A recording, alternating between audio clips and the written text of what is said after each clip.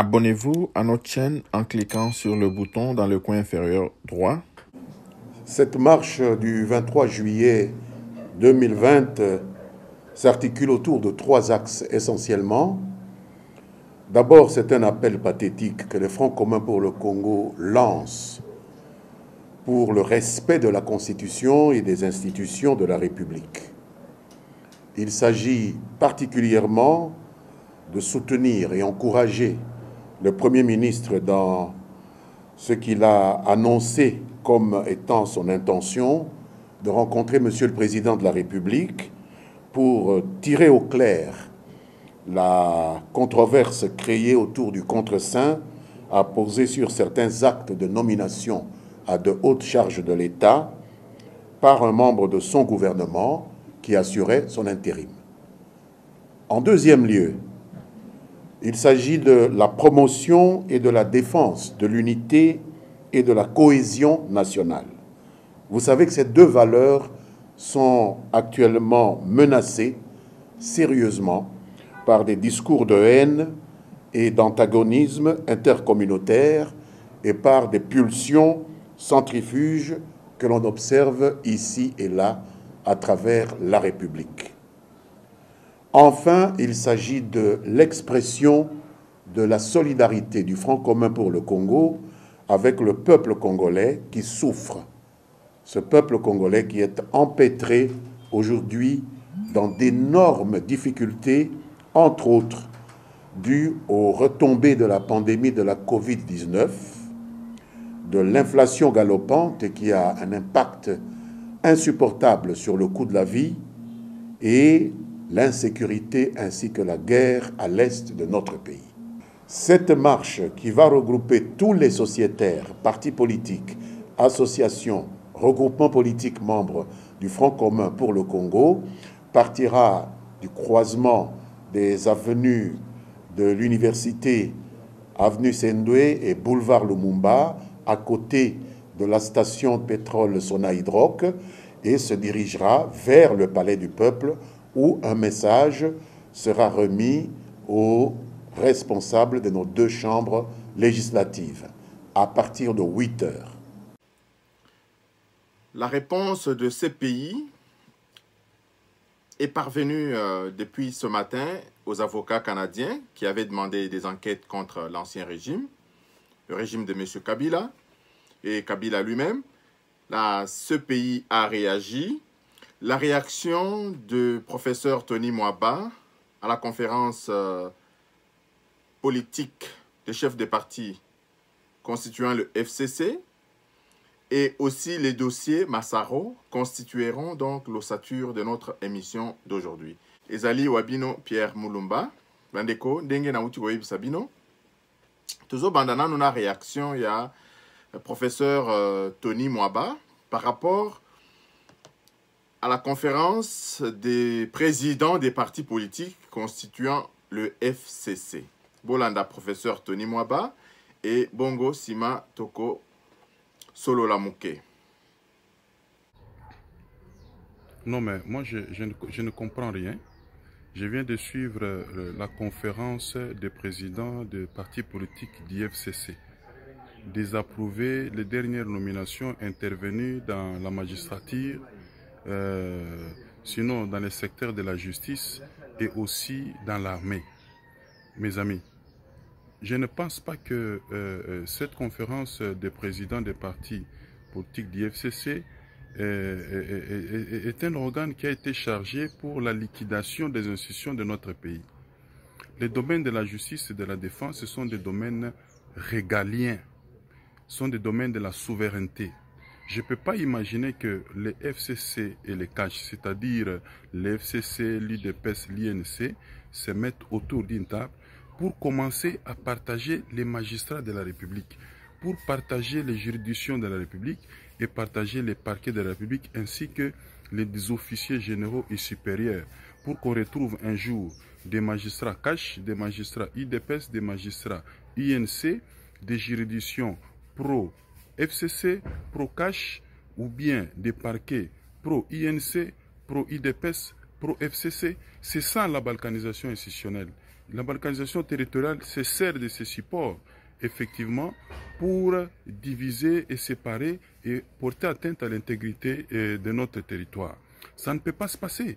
Trouver des généraux du FCC, des généraux de l'INC, des généraux de l'IDPS, c'est ce que la conférence des présidents des partis politiques du FCC voudrait exiger. Alors, mes chers amis, je crois que ça ne peut pas se passer comme ça.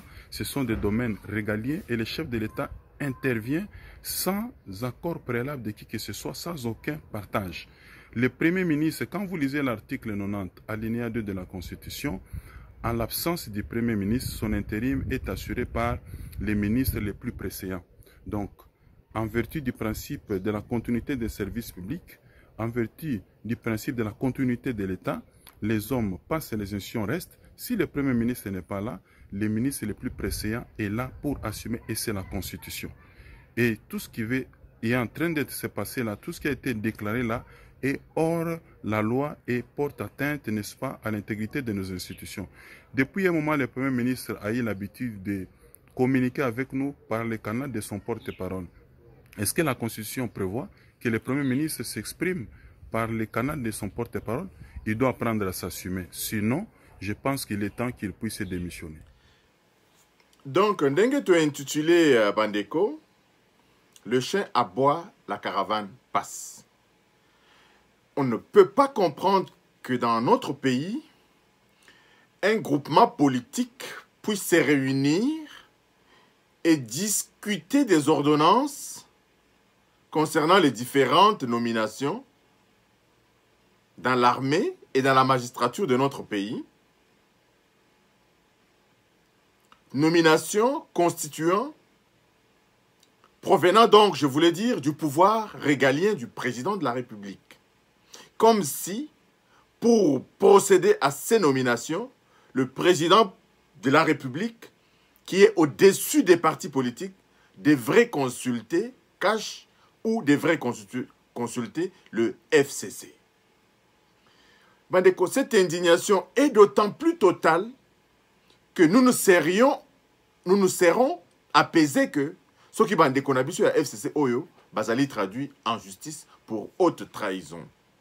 À la clé, la déclaration Oyo, il y a John Numbi dans un cadre purement privé et qui parle donc des affaires de l'État. Mais le chien aboie, la caravane passe. Le chien aboie, la caravane passe. Pourquoi? Parce que la Cour de cassation déjà, le premier président de la Cour de cassation, M. David Mukendi, a bel et bien procédé donc à la cérémonie de passation de pouvoir. Vous savez bien que David Mukendi remplace le feu juge qui a été enterré donc il y a 2 semaines, où le président de la République avait bel et bien assisté à ses funérailles, M. Kaneki, paix à son âme. Alors, Bandeko, vous voyez que, en dépit de ces aboiements des amis du FCC, le cours normal du fonctionnement de notre pays continue. Et en même temps, il y a eu également, à la réserve stratégique nationale, la passation des services entre la directrice sortante et la directrice entrante. Bandeko, la joie était totale. La joie était totale parce que les employés de cette institution étaient délaissés, étaient abandonnés par cette dame du FCC qui assistait à toutes les réunions du FCC, qui a chosifié ses employés. C'est une ère nouvelle qui commence à la réserve stratégique nationale. L'effervescence constatée ce matin du mercredi 22 juillet en dit long. Au cours d'une brève cérémonie, présidée par le directeur de cabinet ad intérim du chef de l'État, le professeur Désiré Cachemire Ebérande, Madame Bidiafou Makedika Dadi, récemment nommée coordonnatrice de la réserve stratégique nationale par ordonnance présidentielle, a officiellement pris ses fonctions. Après avoir passé 17 ans à la tête de la RSN, Madame Myriam Titawa Kenge cède la gestion de cette structure spécialisée de la présidence de la République. Un changement au goût d'une délivrance pour ses agents. Si aujourd'hui vous avez vu tout le monde jubiler, c'est parce que nous sentons que nous sommes maintenant en train de prendre un bouffée d'air. Donc une délivrance a été vraiment acquise aujourd'hui avec le changement et nous croyons que la nouvelle équipe qui vient de commencer va vraiment prendre le bâton et le flambeau et puis nous pousser vraiment au travail et percer davantage.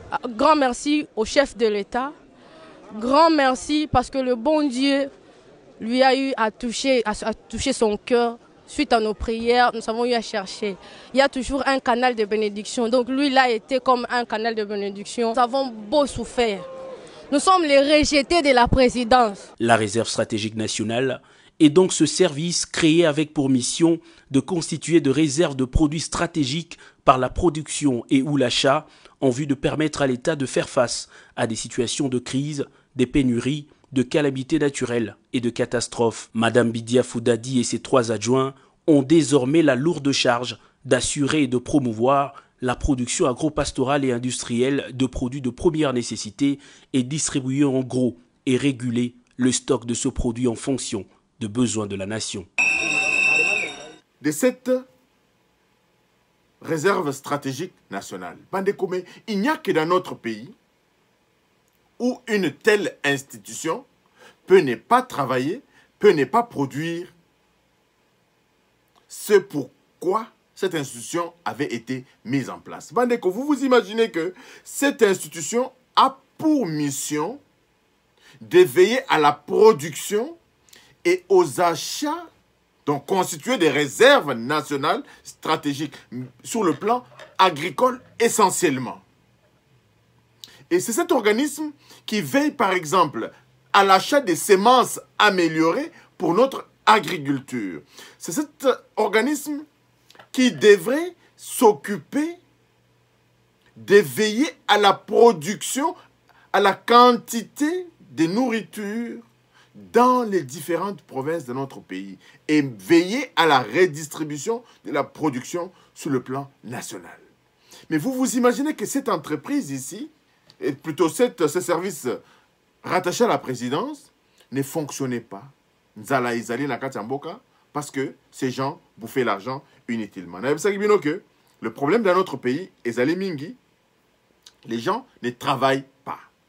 Les gens réclament des salaires pour le travail qu'ils n'effectuent véritablement pas. Voilà un peu, Bandeko, en ce qui concerne ce point dont je voulais parler. Il y a le FCC qui a projeté sa marche, donc déjà ce matin, à 8 h, comme si le ridicule ne peut pas tuer. Nous avons appris qu'ils ont demandé à chacun de leurs députés d'amener avec lui au moins 20 personnes. 20 personnes qui sont identifiables, à qui chacun des députés remettra 5 $. Donc, Soka Zali a 20 députés.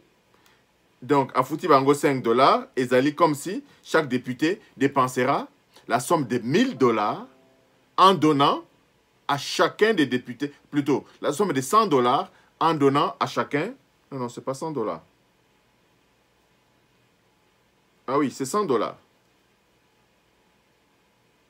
En donnant à tout celui qui vient venir pour marcher 5 $. Donc, ces gens ici continuent pensent qu'ils vont continuer à régner dans notre pays.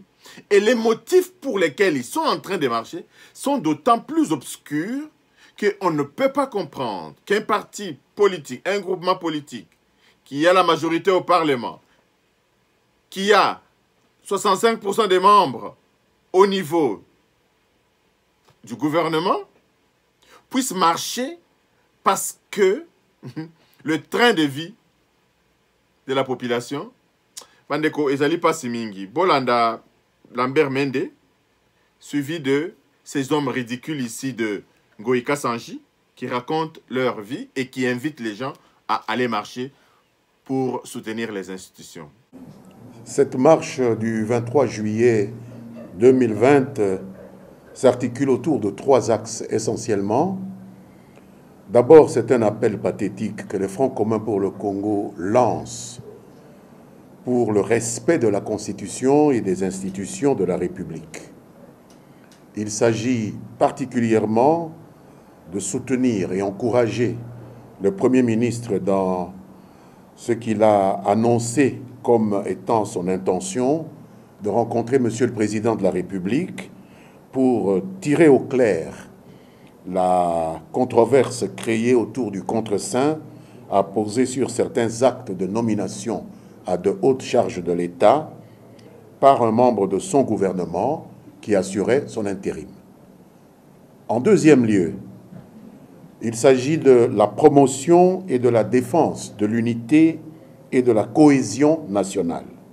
Vous savez que ces 2 valeurs sont actuellement menacées sérieusement par des discours de haine et d'antagonisme intercommunautaire et par des pulsions centrifuges que l'on observe ici et là à travers la République. Enfin, il s'agit de l'expression de la solidarité du Front commun pour le Congo avec le peuple congolais qui souffre. Ce peuple congolais qui est empêtré aujourd'hui dans d'énormes difficultés, entre autres dues aux retombées de la pandémie de la Covid-19, de l'inflation galopante qui a un impact insupportable sur le coût de la vie et l'insécurité ainsi que la guerre à l'est de notre pays.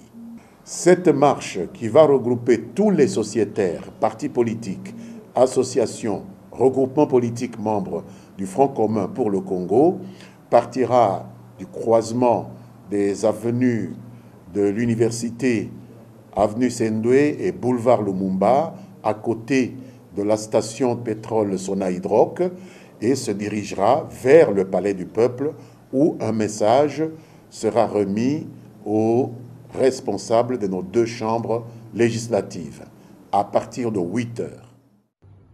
Le FCC, par ma voix, annonce au peuple congolais la tenue d'une marche pacifique ce jeudi 23 juillet 2020, à partir de 8 heures. Cette marche a pour objet de soutenir la Constitution et les institutions de la République. Le FCC, par ma voix, annonce au peuple congolais la tenue d'une marche pacifique. Je ne sais pas ce qui bazali comment on a vu sur le coup là. Bololé, ce n'est pas possible. Eux ne peuvent pas marcher pour soutenir les institutions de la République de cette manière-là. Une autre question, Bandeko, pour laquelle nous voudrons vraiment beaucoup nous appesantir, est celle de Massaro. Massaro va comparaître, bel et bien, le 24 juillet prochain, dans la prison de Makala. Et c'est ce même jour que M. Kamere va aussi comparaître pour son procès, donc en appel. Alors, de quoi est-ce qu'on reproche M. Massaro? Massaro, on a retenu 3 chefs d'accusation contre ces messieurs: corruption, blanchissement des capitaux et outrage au chef de l'État. Blanchissement des capitaux, il est reproché donc au prévenu d'avoir, étant agent public ou toute autre personne, sollicité ou accepté directement ou indirectement un avantage indu pour lui-même ou pour autrui afin d'abuser de son influence réelle ou supposée en vue de faire gagner des marchés publics en violation de la procédure d'appel d'offres et des seuils fixés par la législation en matière de passation des marchés publics par voie de gré à gré. Donc, M. Massaro est accusé donc de corruption par rapport à ce que je venais donc de dire ici. À ce sujet, en ce qui concerne le deuxième chef d'accusation qui est le blanchissement des capitaux, Massaro est accusé, il est poursuivi plutôt pour avoir intentionnellement dissimulé ou déguisé l'origine illicite de la somme de 47 980 150 $ américains détournés en acquérant des propriétés immobilières à Kinshasa, notamment la parcelle numéro 5082 du plan cadastral de la commune de la Gombe, numéro 5807 du plan cadastral de la commune de Lingwala et 44 988 du plan cadastral de la commune de Ngaliema. Des achats acquittés en espèces et par des canaux non bancaires. Donc, petit oyo, azalaki na bambongo, ba espèces na maboko, ake son baba mapango na ye oyo en espèces. 3 grandes parcelles. Et enfin, la troisième infraction à l'encontre de Massaro était l'infraction offense au président de la République. Mandeko, vous vous souviendrez que Massaro, lorsque Kamere avait été convoqué au parquet de Matete, il avait été interviewé par un journaliste. Et lors de cet entretien, Massaro avait dit que Yé Bakoye Bisa, Félix et Sikani Nibazouakaye. Je ne sais pas. Donc, offense au chef de l'État. Il va se défendre, il va expliquer. Il va nous expliquer. Yé a Kendek, yé na cousin aye, ba Kendek kolokota. Félix Tshisekedi, wapi. Bango baza baouta. On ne sait pas d'où ils viennent. Ils ont parachuté dans ce pays-là comme ça. Et ils n'ont pas siming. De toutes les façons, la justice sera dite très bientôt. On saura. On ne badine plus. La justice ne badine plus. Offense au chef de l'État, au Kendekosa la Boloko.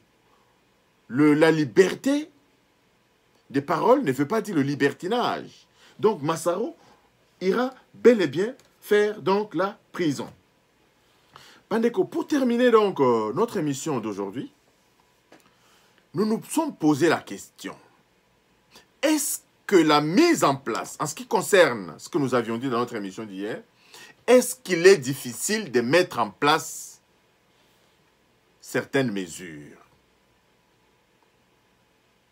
Notamment, le déplacement des bars et des églises dans des quartiers résidentiels. Est-ce que cette mesure-là aussi demande quoi? Demande quoi?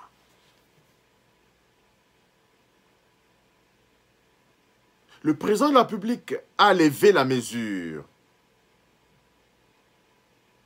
de l'état d'urgence sanitaire, mais il a bien insisté du fait que les mesures barrières doivent être conservées. Les gens doivent respecter les mesures barrières.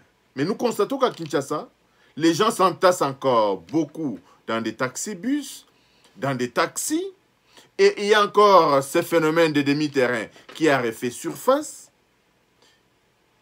pendant que les gens du FCC nous disent que Kabila avait bien gouverné ce pays-là.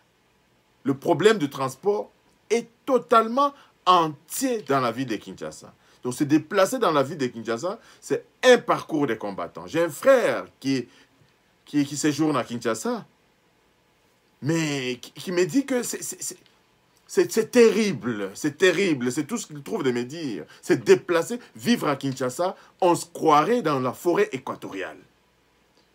On se croirait dans la forêt équatoriale, un pays sans réglementation. On sent l'indiscipline dans la rue, partout.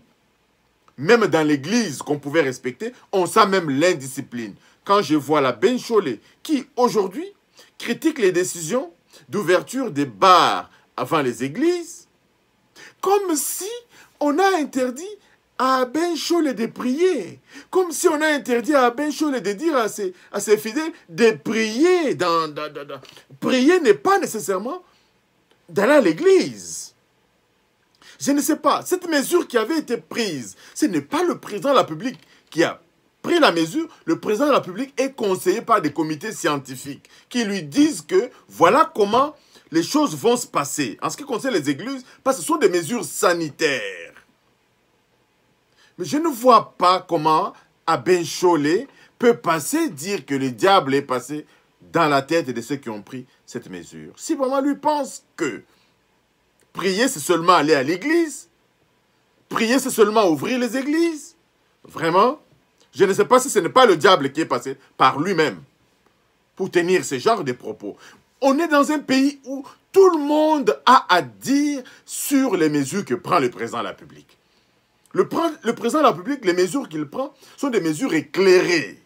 Et des mesures, on vous dit bien que ça provient des comités scientifiques. On le voit partout dans le monde, Bandeko. On n'a pas dit de ne pas critiquer le président de la République. Mais partout dans le monde, ce sont les scientifiques qui édictent les mesures à prendre par les gouvernants. Et les gouvernements obéissent aux mesures proposées par les comités scientifiques de leur pays respectivement. Mais on n'a pas vu des critiques fusées partout, des mesures provenant des comités. Il n'y a qu'au Congo, où même l'Église s'invite pour critiquer les mesures que le président de la République a prises. À Benchole, je ne sais pas si vraiment tu manques à faire, ou bien vous voulez toujours mettre de l'huile dans le feu, même sur les choses aussi élémentaires, aussi simples qu'il faut comprendre. Au Lekiwana, comme Boyebi Koloba, et vous vous passez dans les médias. Vous n'êtes pas rassembleur dans votre façon d'agir. Nous avons besoin que vous puissiez rassembler ces peuples longtemps meurtris. Ces peuples qui se cherchent n'ont pas besoin de commentaires aussi déplacés et que les vôtres, de cette façon. À Benchole, ayez le courage d'être véritablement des pasteurs qui prônent la paix, qui prônent l'équité, qui prônent vraiment la réconciliation nationale. Mais on ne vous trouve pas sur ces questions de réconciliation, on ne vous trouve pas sur ces questions de la paix, on ne vous trouve que sur ces questions qui embrasent le pays, sur les questions qui créent encore une division profonde dans la société congolaise. À Benchole. Je ne sais pas, tu es porte-parole de la Senko pour attiser la haine ou bien pour unifier le peuple congolais? En qui pourrons-nous faire confiance aujourd'hui dans la République si on ne peut plus se confier à l'Église dans un pays? C'est fini. Vous avez vu, Bandeko, dans les années 90, on avait confié les conférences nationales, leur présidence, aux évêques, parce qu'il y avait un minimum de confiance au prélat. Mais aujourd'hui, je vous ai même dit hier, Bandeko, chez nous, on ne peut même pas mettre en place une commission vérité et réconciliation par rapport au bien volé. Qui va dire devant qui? En Afrique du Sud, c'était Desmond Tutu, un homme respectable, un homme respecté. Mais aujourd'hui, Bandeko, on se méfie. Moi, je commence à méfier de l'Église. À voir les déclarations intempestives de l'abbé Cholet, de Monseigneur Ambongo, je vois vraiment qu'il pleut véritablement dans l'Église. Mais que Dieu nous pardonne. Ce sont les oins de Dieu. Ce sont les oins de Dieu. Mais les oins de Dieu pour réconcilier, pour... Oh mon Dieu. Je me rappelle encore, j'étais encore à l'université de Kinshasa. L'archevêque cardinal Echao est venu faire une messe un soir à la paroisse Notre-Dame de Nodassa. Nous a dit, soyez des artisans de paix. Là où il y a la haine, mettez l'amour. C'est ça la mission de l'Église. C'est ça la mission de l'Église. Aujourd'hui, on ne peut plus faire la différence entre la déclaration d'un Cholet et la déclaration d'un politique. On ne peut plus faire la différence entre les déclarations de Cholet et de Martin Fayulu. On ne peut plus faire la différence entre Cholet et Mbemba. On ne fait plus de différence. Quel est le rôle de l'Église dans notre pays? Là où il y a la haine, s'aimer l'amour. Depuis l'élection du président Félix-Antoine Tshisekedi, la haine s'exacerbe dans notre pays. La haine s'exacerbe dans notre pays. Le tribalisme s'exacerbe dans notre pays. À cause des discours semblables à celui de l'abbé Cholet d'aujourd'hui, où il stigmatise une décision de politique qui consiste à donner des dates d'ouverture suivant les recommandations des médecins. Mais finalement, tu as évité Bandeko, tu as évité. Et nous avons appris, pour terminer Bandeko, qu'il y a les M23 à Rutshuru qui ont commencé encore leurs activités. Mais Bandeko, je vous dis que la stratégie du FCC est de maintenir des foyers de tension chaque semaine, chaque mois, maintenir le pays dans l'imbroglio jusqu'à la veille des élections de 2023. Le FCC baïbi tellement bongo qu'ils ont mis les moyens en jeu pour déstabiliser le pouvoir du président Félix Antoine Tshisekedi, qui est le pouvoir du peuple, l'amener des conflits en conflits, des problèmes en problèmes, jusqu'à la veille de l'élection de 2023.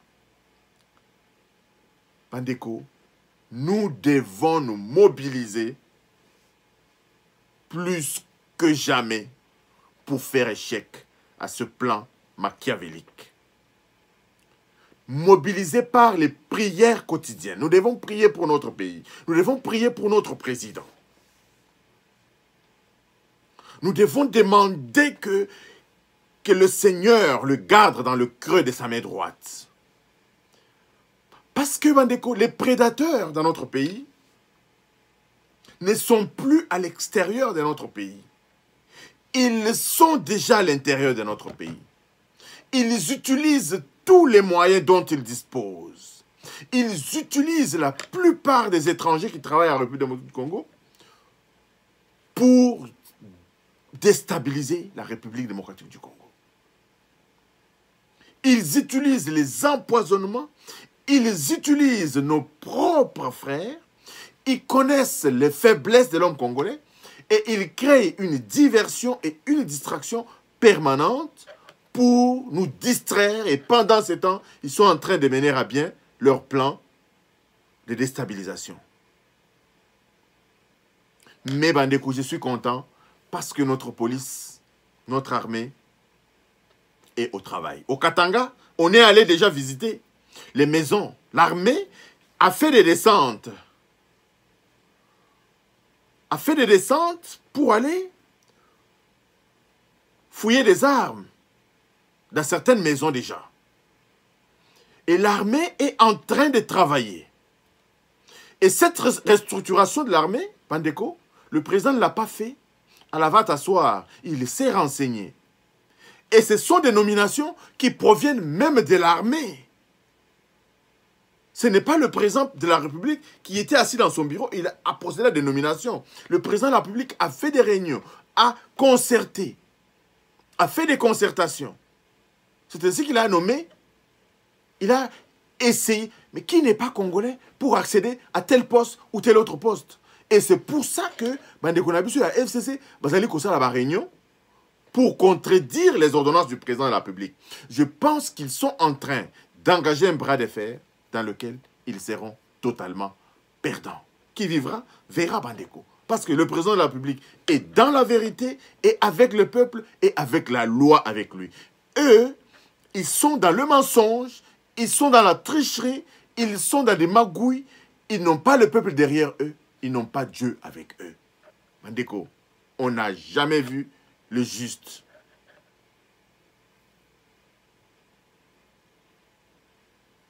périr, ni sa progéniture périr également. On n'a jamais vu.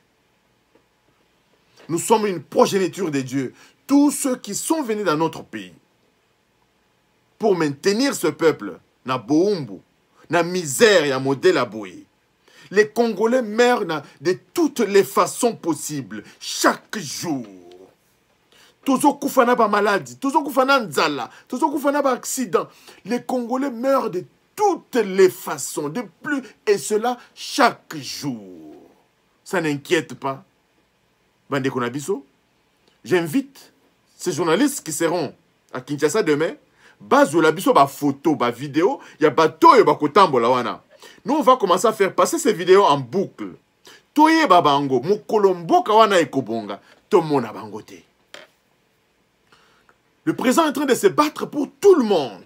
Et pendant qu'on se bat pour tout le monde, il y a un groupe de gens qui veulent saper ses actions. Mandeko, nous les aurons à l'œil. Bobo Sanatem, na Italie, kuna. Combat Mussolini, même si tu es de l'arrière-famille de Mussolini, ça ne passe pas. Ça ne passe pas. Ça ne passe pas. Vous faites du mal à vos progénitures. Bozo Yebate. Ça ne passera pas. Mobutu a eu à s'amuser avec notre pays. Nous n'avions pas encore la possibilité de tout archiver.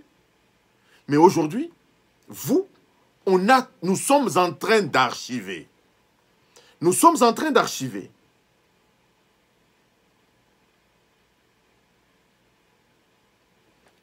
La CPI a répondu aujourd'hui aux avocats canadiens. Ils ont accusé réception des lettres des avocats canadiens. Ils ont dit qu'ils transmettront les documents et les éléments, les preuves qu'ils ont transmis au bureau du procureur qui, en temps convenable, enclenchera l'action. Bandeko, c'est une question de jours, c'est une question de semaines, c'est une question de quelques mois. Vous allez voir que la terre va trembler. Ces gens-là seront arrêtés un à un et transférés à la CPI. C'est une question de jours, Bandeko. Et Bandeko, les avocats canadiens qui se sont constitués au Bafundi Batoyo, Kabila Pobalandelae, Yena régime nae, ils ont produit des documents et la CPI a dit qu'il y a déjà des éléments à charge Yabato Oyo. Avocat canadien, Bakisikaka, charge Moussous à l'intention, à charge Yabat Oyo, Kabila Nabatunaye. Donc c'est une question de jours, ces gens seront interpellés, ces gens, Kabila n'échappera pas à aller répondre à la CPI. Ils ne vont pas continuer indéfiniment à défier tout un peuple, toute une nation. Le président de la République leur a donné une occasion de se rajouter Totongamboka ensemble, mais ils ne comprennent pas toujours. Ils veulent toujours, par leur magouille, Dieu merci, bon que nous copéma, Mabunda Baké, déjà, vacances parlementaires, et nous voulons voir des députés dans leur fief, Kosala Makambu, aider, on veut voir, Bazonga na fief na bango, Totala Obakoyi Kosala. Ceux qui font trop de bruit au Parlement, là, ça fout. On ne le voit nulle part, si ce n'est pas dans les marches, pour venir invectiver le chef de l'État. Yo, au Bosanaginengo Genekola, la Libanda, quand on t'avait invalidé, les Lozolo Baké, prochainement, Mkolo Torobima, Torogotambo la Pona, Tolongola Félix. Yo, toi, tu as le poids, ya Golongola Félix. Député Anzala. Yo, ça vraiment un point à Golongola Félix.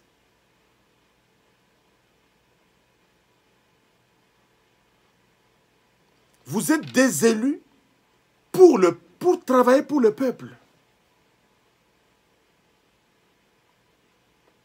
Merci. Tokutani Balasima et au revoir.